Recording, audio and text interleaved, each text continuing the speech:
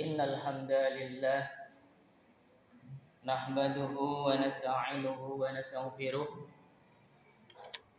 wa na'udzu billahi min shururi anfusina wa min sayyiati a'malina may yahdihillahu fala mudilla lahu wa may yudlil fala hadiya lahu.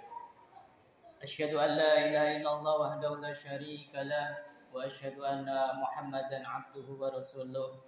Allahumma salli ala Muhammadin wa ala alihi wa sahbihi wa man tabi'ahum bi ihsani ila yaumil qiyamah.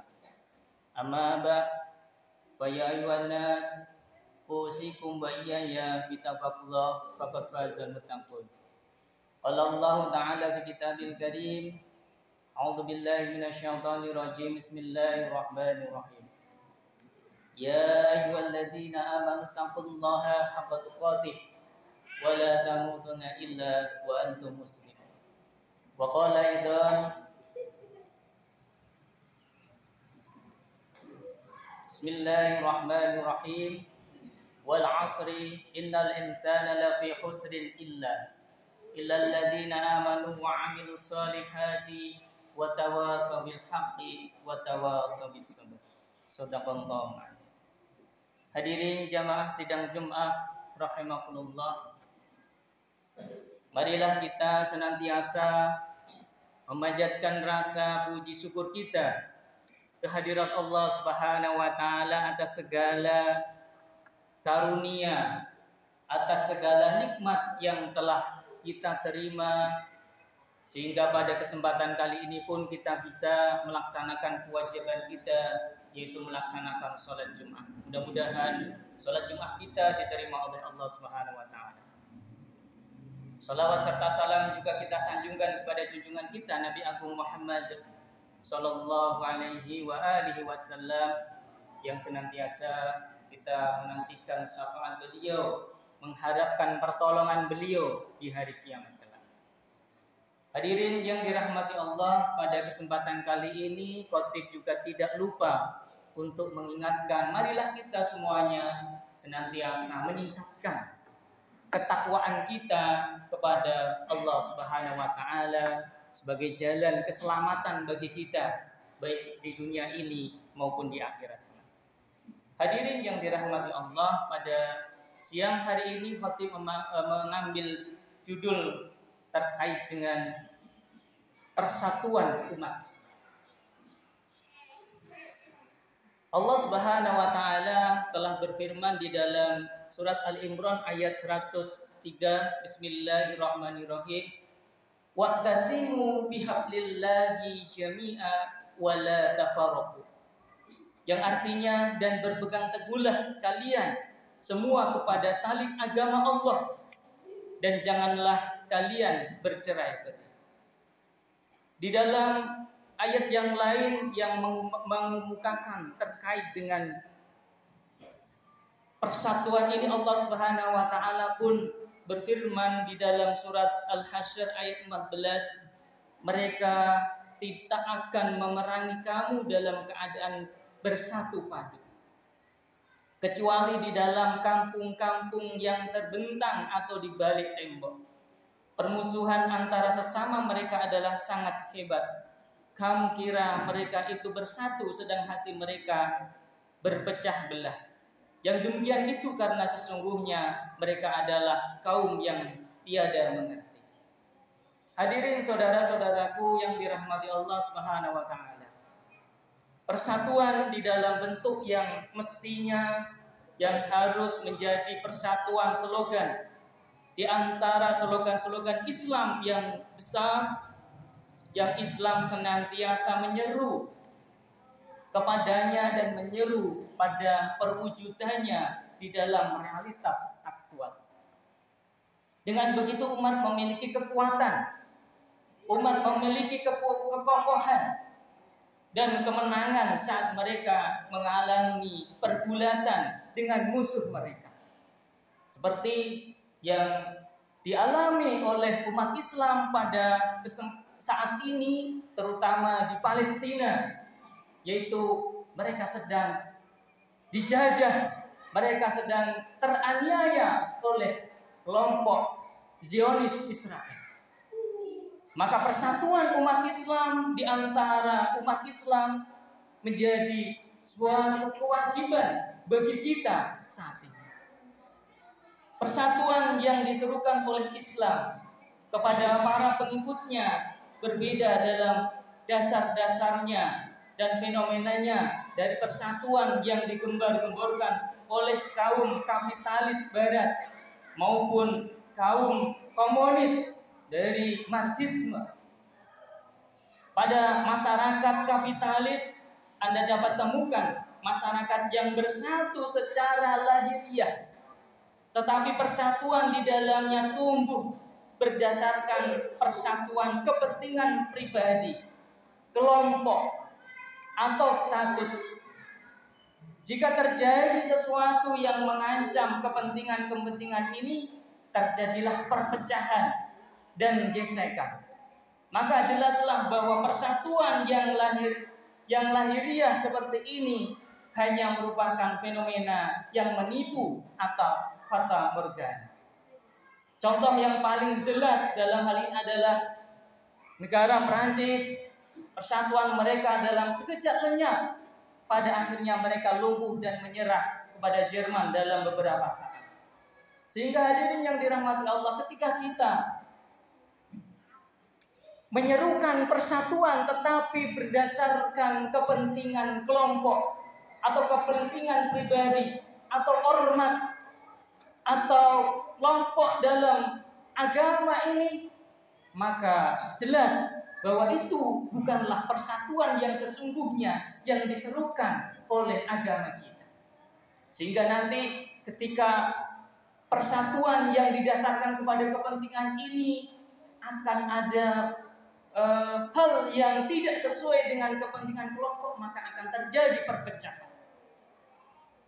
Yang kedua, hadirin yang dirahmati Allah, pada masyarakat yang mempercayai Marxisme dan masyarakat ala Nazi yang fasis dapat ditemukan pula masyarakat yang bersatu secara lahiriah, tetapi ini persatuan yang dipaksakan dari luar. Persatuan yang berdiri pada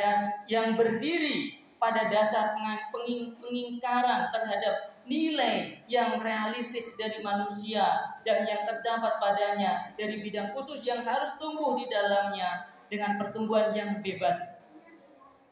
Bahwa di dalam diri kita ada fitrah, kemerdekaan, kebebasan. Sehingga ketika persatuan ini didasarkan pada pemaksaan, maka ini juga persatuan yang cacat, yang tidak sempurna, dan akan segera berakhir ketika terjadi hal-hal yang tidak sesuai dengan kemanusiaan.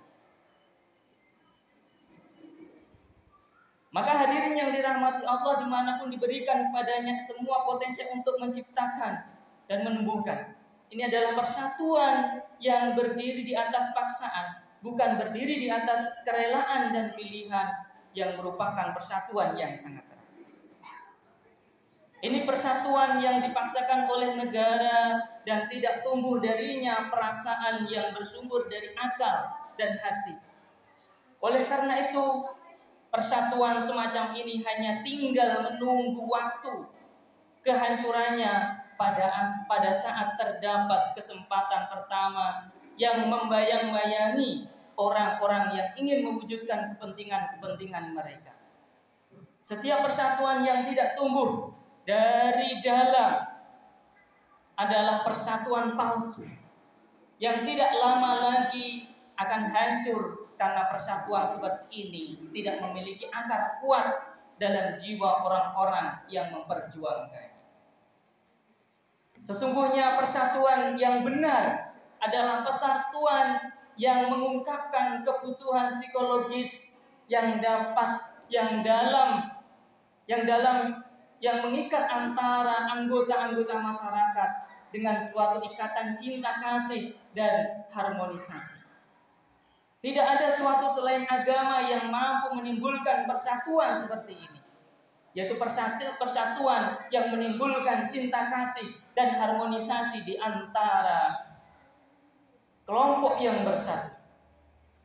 Persatuan yang berdiri berdasarkan agama adalah persatuan yang bersumber dari hati yang tetap dan dalam, meskipun terdapat berbagai macam kepentingan masyarakat, kelompok, dan individu. Penyebabnya, ia merupakan persatuan yang berdasarkan pada suatu yang diperjuangkan oleh semua.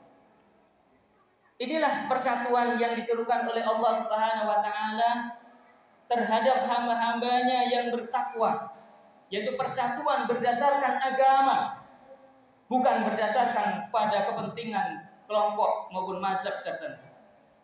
Ia bukanlah persatuan kepentingan, ia juga bukan persatuan atas dasar paksaan, tetapi ia persatuan yang bersumber dari hati yang beriman kepada Allah, yang bekerja untuk Allah, yang menyeru di jalannya. Sesungguhnya persatuan yang diserukan oleh Islam adalah persatuan yang sejalan dengan realitas eksistensi manusia. Ia menyiapkan bagi setiap individu seluruh sarana pertumbuhan, kreativitas, inovasi, keterbukaan, dan penyeimbangan potensi-potensinya. Islam mewarnai realitas sedemikian rupa di mana ia tidak menyeru pada kaum muslim untuk menciptakan persatuan kemudian membiarkan adanya unsur-unsur yang mengancam eksistensi sosial. Islam mengusahakan kekokohan dan kesinambungan persatuan ini dengan mengatur kepentingan individu dan kelompok serta kemaslahatan umum dan menyediakan baginya keserasian sehingga tidak ada benturan yang berakibat pada kehancuran dan kepentingan pada masyarakat. Hadirin saudaraku yang dirahmati Allah, Islam memperhatikan semua itu dan menyediakan baginya berbagai solusi yang seimbang dan benar. Kemudian Islam menyeru pada persatuan. Persatuan yang bersumber dari hati ini merupakan fenomena dari setiap orang mukmin yang benar-benar percaya akan risalahnya. Persatuan ini telah termanifestasi di antara kaum muslimin dalam bentuknya yang paling indah di zaman Rasulullah Shallallahu Alaihi Wasallam dan dilanjutkan oleh tokoh-tokoh Islam, para khulafaur rasyidin, terutama oleh Amirul Mukminin Ali bin Abi Thalib, yang mana beliau berusaha keras mempertahankannya sepeninggal Rasulullah Shallallahu Alaihi Wasallam. Karena persatuan tersebut, kaum muslimin berhasil menggapai suatu kemenangan yang gemilang atas musuh-musuh mereka yang banyak. Sedangkan musuh-musuh Islam tidak demikian. Jiwa mereka tercerai-beraikan, hati mereka pun tidak padu. Setiap jiwa memiliki tujuan tersendiri dan setiap hati mempunyai keinginan sendiri. Allah Subhanahu wa taala mengungkapkan keadaan orang-orang Yahudi, yaitu musuh Islam dari zaman klasik sampai sekarang ini, yang terbukti dengan mereka telah menjajah bangsa Palestina, tentang kelemahan mereka yang bersumber dari perpecahan. Bagaimana firman Allah Subhanahu wa taala, permusuhan di antara kaum Yahudi itu, permusuhan antara sesama mereka adalah sangat hebat. Kamu kira mereka itu bersatu, sedang hati mereka terpecah belah. Surat Al-Hasr ayat 14. Adapun orang-orang Islam, mereka seperti yang digambarkan oleh Al-Quran. Sesungguhnya Allah menyukai orang-orang yang berperan di jalannya dalam barisan yang teratur, seakan-akan mereka seperti suatu bangunan yang tersusun kokoh. Mereka bagikan bangunan yang kokoh dalam bentuknya, kokoh dalam maknanya. Mereka bersatu dan antara setiap bagiannya saling mengikat dan menyatu. Setiap bagiannya menunjukkan pandangan yang satu, baik terhadap alam, kehidupan maupun manusia, serta memiliki pemikiran yang satu tentang berbagai sarana dan tujuan. Akan tetapi realitas muslimin yang gemilang dan cemerlang tersebut akan berubah ketika kaum muslimin berubah, yakni ketika mereka jauh dari Islam dan hati serta akal mereka tercerai-beraikan, dan ketika mereka mulai mengikuti slogan-slogan lain selain Islam dan mulai terpengaruh dengan aktivitas-aktivitas yang tidak islami yang berlawanan dengan tujuan-tujuan Islam. Sebagaimana Allah Subhanahu wa taala berfirman, sesungguhnya Allah tidak mengubah nasib suatu kaum hingga kaum itu sendiri mau mengubahnya. Quran surat Ar-Ra'd ayat. Hadirin yang dirahmati Allah. Saat ini eksistensi Islam menghadapi suatu realitas yang menyedihkan, dikelilingi oleh penjajahan dan salibisme serta berbagai macam kecenderungan materialisme, seperti yang dialami oleh saudara-saudara kita dimanapun berada, seperti di Palestina, di Irak, di Yaman, dan di negara-negara yang mayoritas penduduknya adalah penduduk Islam. Rata-rata mereka telah terjajah. Musuh-musuh tersebut menghadapi kaum muslim saat mereka dalam keadaan bercerai-berai dalam berbagai bidang. Slogan-slogan yang sesat dan menyesatkan berhasil mengelabui generasi muda dan menjauhkan mereka dari Islam. Pemikiran-pemikiran berhalaisme berhasil mengganggu pemikiran dan emosi mereka. Kaum kolonialis telah berhasil menghidupkan jahiliyah kuno pada masyarakat Islam yang pada gilirannya akan menghadapi masyarakat tersebut dari menerima ajaran yang benar. Hadirin yang dirahmati Allah. Demikianlah keadaan kaum muslimin dewasa ini. Mereka bercerai-berai, akal dan hati mereka tidak bersatu. Dapat disaksikan di jantung dunia Islam, tepatnya di Palestina, terdapat suatu kelompok manusia yang tidak disatukan oleh satu negara atau daerah, begitu juga tidak oleh bahasa, bahkan oleh peradaban, kebiasaan, serta tradisi. Mereka bercerai-berai, namun mereka bersatu dan berkumpul dari berbagai belahan dunia. Semuanya ingin membangun untuk dirinya suatu eksistensi yang tersendiri atau independen, yakni suatu eksistensi yang istimewa yang berdiri atas persatuan agama dan bukan selain agama. Melalui itu adalah orang-orang Yahudi, mereka telah melalui eksperimen dan mereka tetap bersikeras atasnya. Inilah eksperimen yang berhasil dilakukan oleh kaum Yahudi dewasa ini, yang disaksikan dan didengar langsung oleh kaum muslimin. Mereka berhasil merampas negeri Islam. Dalam hal ini, mereka dibantu oleh musuh-musuh Islam dan kaum muslim. Eksperimen ini telah menampar kaum muslim, mengancam keberadaan mereka sebagai kaum muslim dan masa depan mereka sebagai muslim. Sesungguhnya, mereka orang-orang Islam, jika tidak memfokuskan eksistensi kontemporer kekinian, mereka berdasarkan bimbingan Islam dan menjadikan Islam sebagai solusi atas berbagai masalah mereka dan tidak mengikuti prinsip-prinsipnya dalam kehidupan dan hubungan sesama mereka. Bahkan dengan non-muslim, mereka akan tetap menjadi makanan lezat dan empuk para penjahat, rakus, dan mereka akan menjadi target yang mudah diraih oleh para penjajah. Hadirin yang dirahmati Allah, demikian yang dapat saya sampaikan pada kesempatan kali ini. Semoga menggugah hati kita untuk senantiasa mengusahakan, untuk senantiasa kita bersatu demi kedaulatan agama Islam, demi kejayaan agama Islam. Aqulu qouli hadza fastaghfirullahaladzim innahu wal ghafurur rahim.